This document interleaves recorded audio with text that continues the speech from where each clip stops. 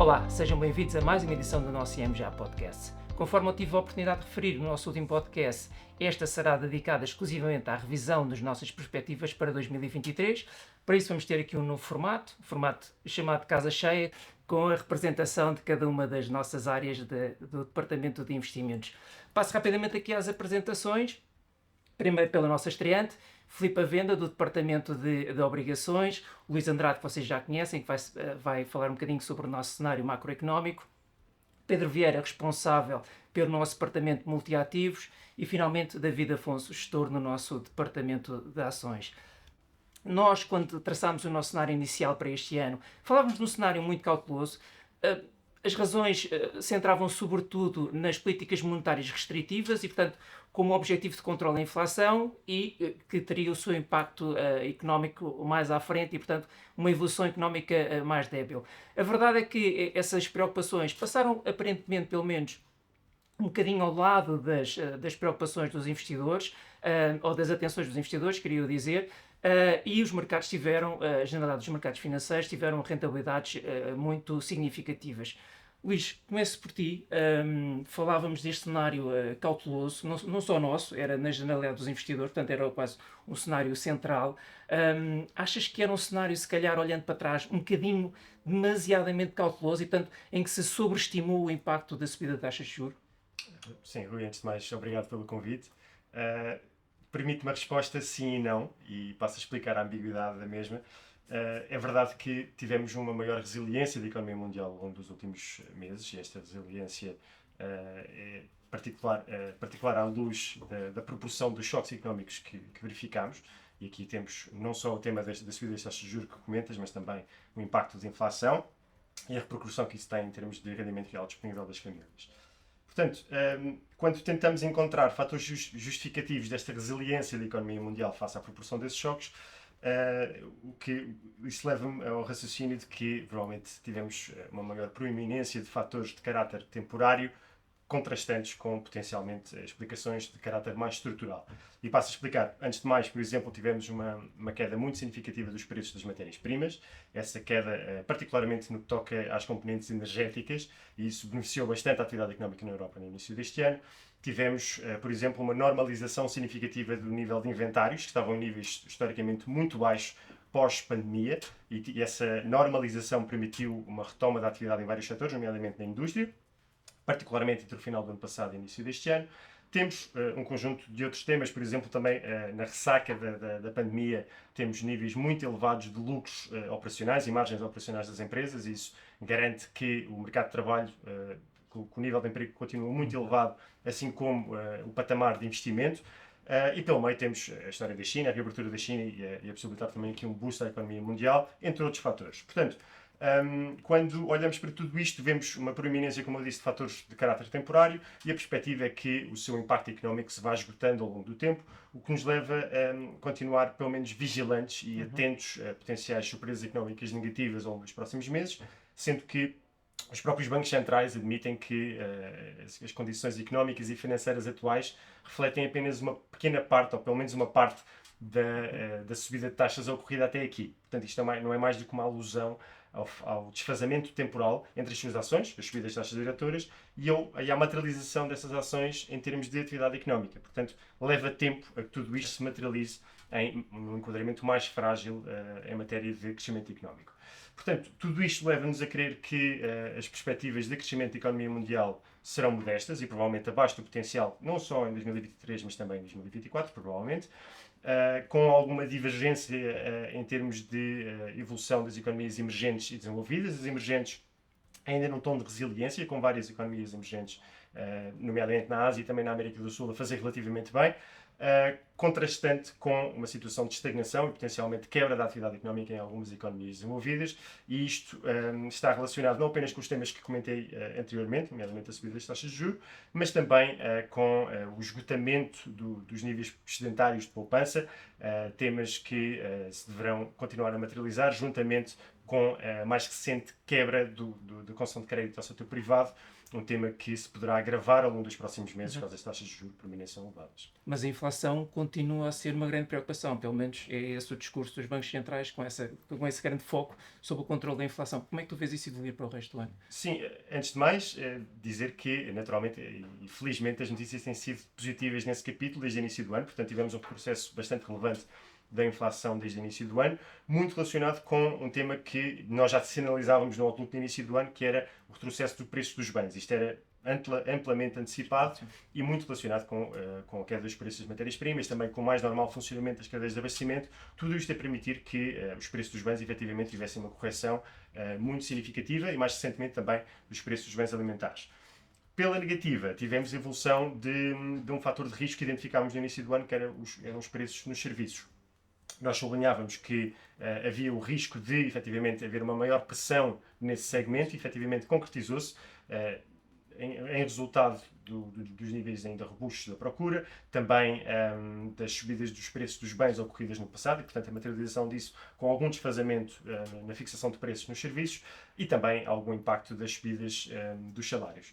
E, portanto, neste capítulo, em termos de perspectivas, aquilo que antecipamos é uma continuidade desta trajetória descendente de inflação, sendo que, no que toca a estas dimensões relacionadas com os serviços, provavelmente esse retrocesso será mais gradual, o que significa que potencialmente a inflação subjacente poderá continuar ainda algo elevada durante mais algum tempo, o que deve manter os bancos centrais certamente alerta. Sim. Filipe, no que diz respeito à taxa de juro, nós tínhamos um cenário que se veio concretizar, basicamente de subida generalizada das taxas de juro, com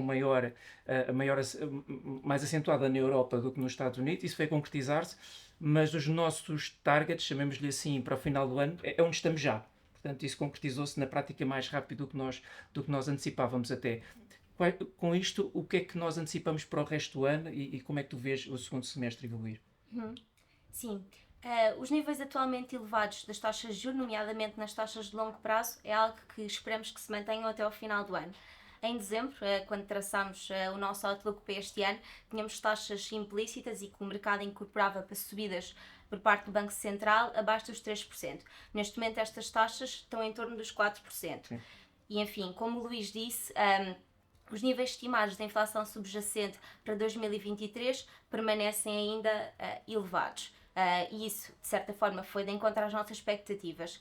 No entanto, o prolongar destes níveis, ainda que em trajetória descendente, mas o prolongar destes níveis durante os próximos tempos, muito acima daquilo que é o mandato do Banco Central Europeu, cuja meta da inflação é os 2%, levam a que esta política monetária de normalização se tenha feito de uma forma mais acelerada, como temos visto.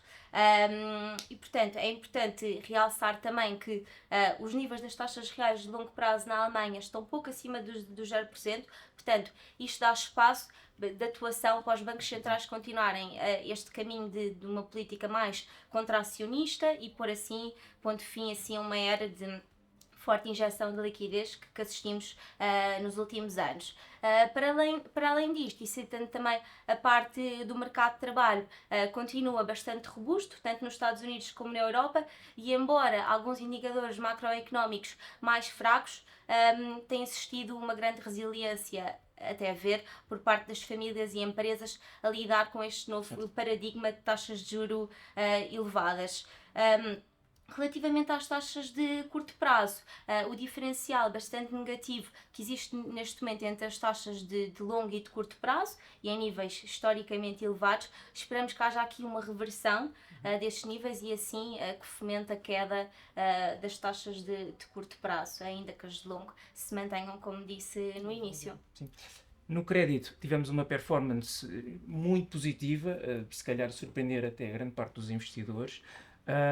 Como é que tu vês evoluir o crédito, tendo em conta perspectivas económicas um bocadinho, novamente, cautelosas, mas que não se tiveram impacto, pelo menos neste primeiro semestre, no crédito? O que é que tu vês de oportunidades?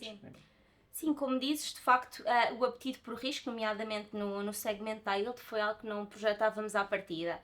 E este abrandamento económico que dávamos como provável que acontecesse e com sinais mais visíveis na economia, eventualmente antes do segundo semestre, continua a estar algo espaçado no tempo. Por isso, desta forma, efetivamente, o que mais nos surpreendeu e que não contávamos à partida foi em termos de fundamentais das empresas.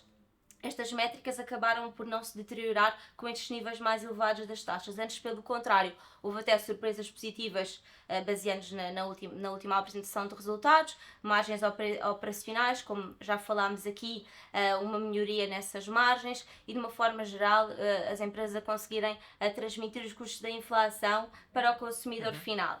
Portanto, concluindo, para o segmento de investment grade, continuamos positivos, esperamos uma resiliência nos spreads de crédito motivada por níveis de volatilidade mais baixos nas taxas de juros, portanto, mantendo-se nestes níveis, é um cenário, enfim, que cria menos volatilidade e mais benigno para os investidores. Por outro lado, taxas de retorno interessantes nesta classe, portanto, alguns investidores institucionais que podiam não ser tipicamente investidores na classe obrigacionista entraram neste mercado, por isso vemos como positivo. E como referi anteriormente, aproveitar este momento de apetite por risco no mercado, ainda que numa escala de risco mais reduzida do que o segmento high yield, como falámos primeiro, que de facto nos surpreendeu. E por último, relativamente ao high yield, aqui até ao final do ano esperamos um alargamento nos spreads da yield, portanto, basicamente motivado pelo aumento das taxas de incumprimento, o risco específico das empresas mais alavancadas também a aumentar, por isso isso a contribuir para vermos alargamentos mais expressivos neste segmento. Para terminar, por geografias, esperamos que, uma vez que o abrandamento económico nos Estados Unidos se dê primeiro do que na Europa, esperamos então, neste bloco económico, enfim, que os spreads larguem de uma forma mais intensa do que na Europa e numa primeira fase. Sim. David, falava eu do crédito que surpreendeu pela positiva, os mercados acionistas então ainda mais, parece-me. Eu pelo menos estive a rever algumas estimativas de alguns analistas conceituados, portanto, perspectivas que eles fizeram no início do ano, ao final de 2022 para 2023, e a grande generalidade, os índices, o preço dos índices atuais já passou claramente essa perspectiva, portanto, surpreendeu pela positiva. O que é que achas quais são as razões subjacentes a esta divergência tão grande entre estas expectativas e o que na verdade veio a acontecer nos mercados acionistas? Bom, eu acho que o principal destaque tem que ser dado realmente à componente macroeconómica, que apresentou níveis de surpresa historicamente elevados, sobretudo os dados mais robustos vindo dos Estados Unidos, nomeadamente do PIB e também do mercado de trabalho. Dito isto, as duas épocas de apresentações de resultados que nós experienciámos também foram bastante positivas. Como já foi dito, as empresas tiveram capacidade de ampliar as margens e isso deu grande robustez aos resultados que foram apresentados e, obviamente, os mercados gostaram disso. Por fim, também dizer que o facto de que os investidores estavam tão cautelosos no início do ano permitiu que houvesse liquidez à espera no mercado, para que, à medida que os mercados acionistas fossem avançando, esta liquidez fosse continuando a dar suporte a este mercado bastante positivo. Eu chamaria a atenção também a duas outras curiosidades. Primeiro, dizer que este primeiro semestre foi o melhor de sempre para o Nasdaq. No entanto, isto foi acompanhado de uma taxa de participação no mercado muito baixa. Para teres uma ideia, nos Estados Unidos, esta taxa de participação foi a mais baixa de sempre. Com nem um terço das empresas que fazem parte do índice S&P conseguiu ultrapassar a rentabilidade deste índice generalista. Também na Europa, essa taxa de participação foi bastante baixa, cerca de 45%. São níveis também bastante baixos, mas apenas sem paralelo no nosso século. A verdade é que os temas que estiveram subjacentes ao mercado acionista estiveram sempre muito relacionados com a questão tecnológica e da inteligência artificial, e por isso, quando nós vemos os principais títulos que mexeram no início de 2023, vemos os títulos que estão mais ligados a estes temas, como é o caso da Nvidia e também da Meta, ambas a conseguirem mais do que duplicar a sua cotação. Para o resto de 2023, o que é que nós podemos esperar? Pergunto isto, obviamente, com o cenário que nós tivemos agora no primeiro semestre, em que tivemos valorizações absolutamente positivas, portanto, claramente muito significativas. É difícil esperar a continuação deste movimento, pelo menos nesta amplitude, não? Assim, Do ponto de vista macroeconómico que nós estamos a traçar, achamos que os ganhadores até este momento podem continuar a vir a ser ganhadores até ao final do ano. O que é que isto quer dizer? Nós estamos a ver uma grande capacidade de crescimento de resultados por parte do setor tecnológico, portanto achamos que, por exemplo, o índice Nasdaq pode continuar a fazer outperformance aos restantes índices. Do lado dos múltiplos, que também performaram bem no início do ano, aí não vemos grande capacidade de expansão, pelo que as rentabilidades dos restantes índices generalistas podem estar algo limitado, eu diria entre os menos 5% e os 5% para o que falta do ano. Muito bem. Pedro, a Filipa falava há pouco de crédito e era uma aposta grande dos multiativos para o início do ano e, portanto, essa correu muito bem. Tenho pena, não te vou perguntar sobre essa, vou-te perguntar por uma que correu menos bem. Nós tínhamos também um aumento do investimento previsto para mercados emergentes e efetivamente, mercados emergentes pelo menos não entregou no semestre como um todo o que nós esperaríamos. Portanto, de alguma forma, um comportamento mais desapontante. Podes explicar um bocadinho sobre isso e se mantemos ainda essa aposta para o resto do ano? Sim. As ações de mercados emergentes efetivamente entregaram resultados positivos no ano. Agora, nós esperávamos que houvesse uma performance face aos mercados desenvolvidos e isso efetivamente não ocorreu. Esta visão estava muito alicerçada na reabertura da China e esta não foi tão exuberante como era esperado, tendo inclusivamente perdido algum momento no segundo trimestre do ano. Houve aqui outros temas também a penalizar o sentimento, nomeadamente a componente imobiliário, que já é um tema antigo da economia chinesa e que continua por resolver. Temos as questões com a guerra comercial com os Estados Unidos que voltaram a estar acima da mesa e a questão de Taiwan, e tudo isto penalizou o sentimento dos investidores, que exigiram um prémio de risco mais elevado para investir no mercado acionista chinês. Para a segunda metade do ano, o que nós achamos é que esta tendência pode se inverter, nomeadamente porque o diferencial de crescimento que esperamos entre a China e os mercados desenvolvidos vai tender a aumentar, porque são esperadas novas medidas de estímulo, quer fiscal, quer monetário, na economia chinesa, e porque as valorizações ficaram mais atrativas em termos relativos e em termos históricos do mercado chinês. Os temas geopolíticos são mais difíceis de prever, mas parece-me que é difícil ficarem pior do que estão neste momento. Sim. Luís, falávamos há pouco um bocadinho mais na perspectiva de crescimento económico e inflação, mas de igual forma também importante das políticas monetárias dos bancos centrais, que acabaram por condicionar os mercados e condicionam sempre os mercados financeiros. Como é que tu vês a segunda metade do ano evoluir, sendo que a generalidade do que temos ouvido dos bancos centrais são discursos a apontar para mais subidas de taxas de juros, e que implicações é que isso pode ter depois a nível económico? Sim, sem dúvida. Assistimos até aqui ao ciclo mais agressivo e mais rápido de subida de taxas desde o início dos anos 80, e tudo indica que ainda há algum espaço a percorrer, algum caminho a percorrer, até porque os próprios investidores já incorporam essa possibilidade de subidas, mas sendo que essas subidas antecipadas são relativamente marginais, quer no caso da Reserva Federal, quer também no caso do Banco Central Europeu. Entre as economias envolvidas, aqui a situação um bocadinho mais periclitante será do Banco Central da Inglaterra, que poderá ter de entregar acréscimos um pouco mais significativos, atendendo ao enquadramento económico nessa geografia. Atingido um pico, e acreditamos que estamos muito próximos desse patamar, o nosso cenário central é de que as taxas diretoras terão de permanecer relativamente elevadas durante mais alguns meses, atendendo aos riscos que já foram aqui comentados, da inflação subjacente, principalmente, continuar a evoluir em níveis excessivos, demasiado elevados, e, portanto, isso significa que, potencialmente, os bancos centrais terão de permanecer ainda alerta. Pela positiva, ou numa perspectiva um bocadinho diferente, e que acaba por encaixar um bocadinho na mensagem também que o Pedro partilhava, as economias emergentes estão numa situação diferente, numa situação em que potencialmente ainda em 2023 terão espaço para cortes de taxas diretoras, com base no maior sucesso relativo no controle da inflação e também dos níveis muito atrativos das taxas de juros reais nessas geografias. Em termos de perspectivas e riscos para o nosso cenário central, vemos ainda assim os riscos enviesados para os bancos centrais potencialmente fazerem mais do que atualmente os investidores estão a descontar, e aqui temos temas como a possibilidade de esta resiliência económica se prolongar durante mais algum tempo, um enquadramento em que a inflação se prova mais persistente e até, obviamente, atendendo àquilo que os bancos centrais têm dito no passado recente e que claramente dão a entender que a barra para subidas adicionais comparativamente à expectativa dos investidores está claramente mais mais baixa do que para eventuais cortes de taxas, portanto, claramente estão com um enviesamento para errar por fazer demasiado do que o seu contrário e, naturalmente, caso tal aconteça, as implicações económicas serão certamente mais gravosas, particularmente numa perspectiva de médio prazo. Sim, sim.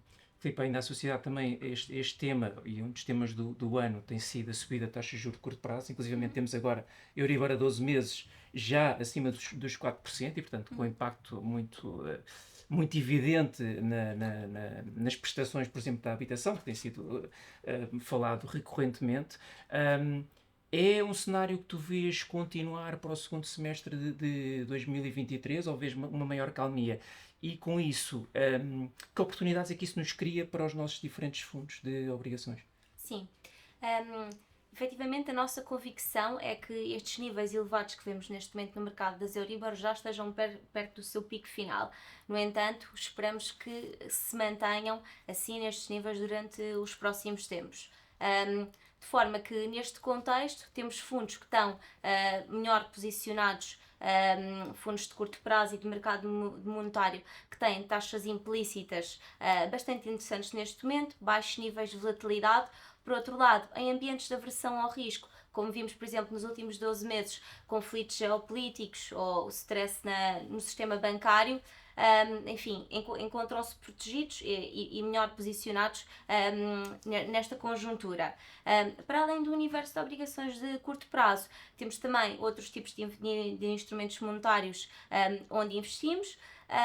Nestes instrumentos de mercado monetário, como é exemplo a dívida de papel comercial, os depósitos a prazo, existe sempre um desfazamento temporal a incorporarem as taxas de mercado interbancário.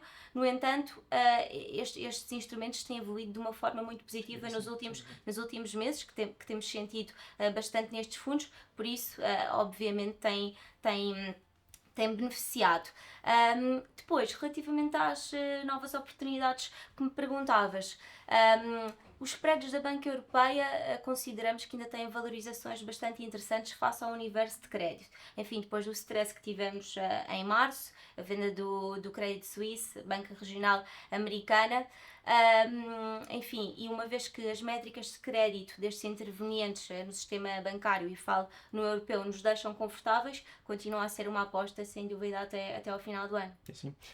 David, falavas há pouco no setor tecnológico, portanto isso teve um impacto muito grande e acabou por se revelar mais fortemente, se calhar, na diferente valorização dos índices. Tivemos Estados Unidos a fazer muito bem, Europa nem por isso, apesar de apresentar um potencial, pelo menos teórico, maior, mas isso é uma história que nós já sabemos que é de longo prazo. Depois tivemos o Japão com uma valorização superior a 25%, portanto, claramente muito, muito positiva e surpreendentemente positiva. Tiveste, portanto, uma grande disparidade de resultados aqui, não sei se será a nível histórico, mas pouco habitual, pelo menos. Como é que tu vês a segunda metade do ano evoluir? Ok, Rui, olha, eu responderia à tua pergunta com uma máxima futebolística de que a equipa que ganha não se mexe. O que é que eu quero dizer com isto? Que uma estratégia momentum eu acho que pode continuar a entregar resultados daqui para a frente. Isto porquê? Porque a robustez que o setor tecnológico tem apresentado ainda está muito patente e ainda tem muita capacidade de crescimento. Por esse motivo, há aqui uma possibilidade de obter uma performance relativa superior aos restantes setores daqui para a frente, mesmo em cenários mais difíceis ou até um pouco melhores. Dito isto, temos que dar primazia aos mercados norte-americanos, que estão muito mais expostos a este tipo de empresas de cariz tecnológico, e por esse motivo achamos que os índices norte-americanos poderão continuar a entregar uma boa performance. Na parte europeia, realmente temos aí a história interminável de que está sempre mais atrativa do ponto de vista de valorização, mas a verdade é que está sempre relacionada um pouco com a composição setorial dos índices europeus. Por um lado tem bastante mais commodities e concretamente em 2023 o peso de alguns setores mais defensivos, como é o caso das telecomunicações e das farmacêuticas, que claramente os investidores não estiveram muito interessados nelas, fizeram com que os mercados europeus andassem um bocadinho aquém daquilo que o mercado norte-americano fez. E dito isto, a outperformance que a Europa fez aos Estados Unidos em 2022, duvido que volte a acontecer em 2023. Na Ásia, grande disparidade realmente de resultados.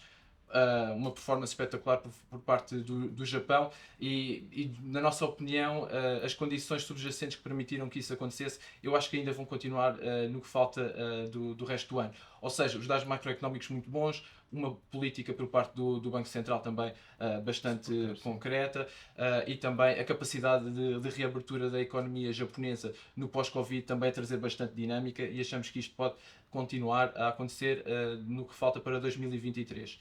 Já a China, efetivamente, desapontou. Por um lado, a questão do pós-Covid, tendo sido uma das últimas economias a reabrir, não teve a pujança que, por exemplo, o Japão demonstrou. E por outro também, eu acho que a falta de uma visão central mais concreta para aquilo que são as relações comerciais internacionais não está a surtir muito efeito. Isto porque, ora uma semana vemos o governo chinês a restringir as exportações de alguns metais, ora na outra vemos apelos para que as principais economias globais continuem a abrir e contra medidas proteccionistas. Portanto, eu acho que esta falta de definição também condiciona um pouco a performance da China até agora.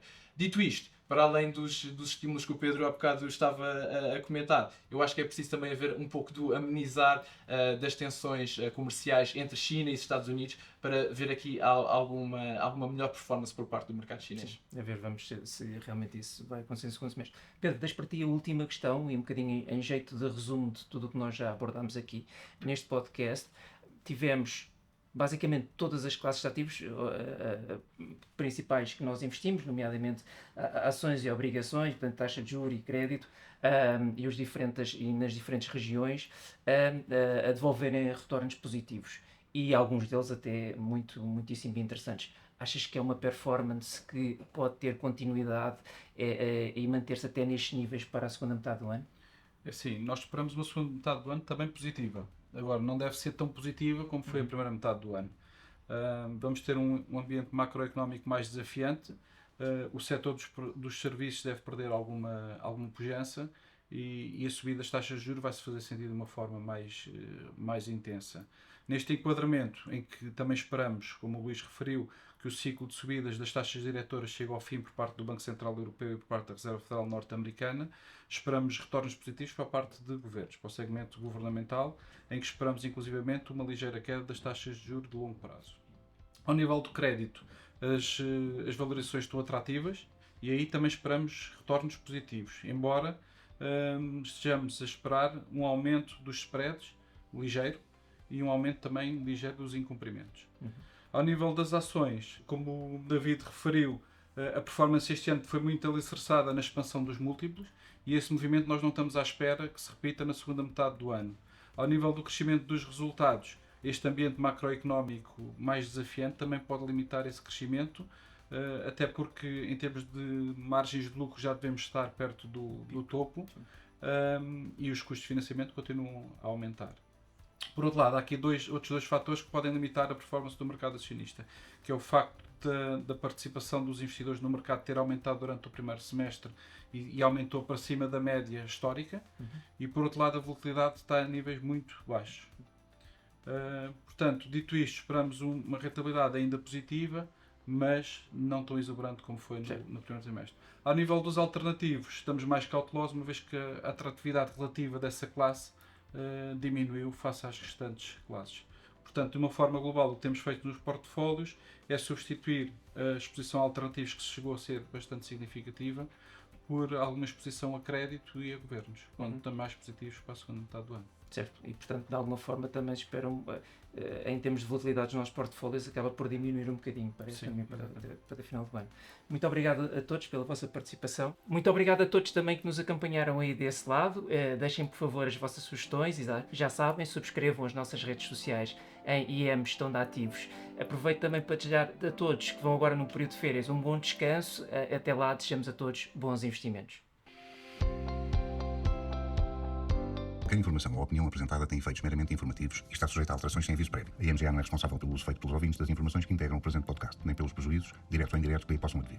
Quaisquer anuidades divulgadas representam dados passados, não constituindo garantia de rentabilidade futura. O investimento em fundos pode implicar a perda do capital investido, caso o fundo não seja de capital garantido. Esta informação não dispensa a leitura da informação fundamental do investidor e do prospecto, disponíveis em imga.pt, cmvm.pt e nos respectivos sites dos bancos distribuidores, antes de tomar uma decisão de investimento. Para qualquer informação adicional, contacte-nos nas redes sociais em IM Gestão de Ativos ou para o número de telefone 21 120 9100, de segunda a sexta-feira, das 9 às 18.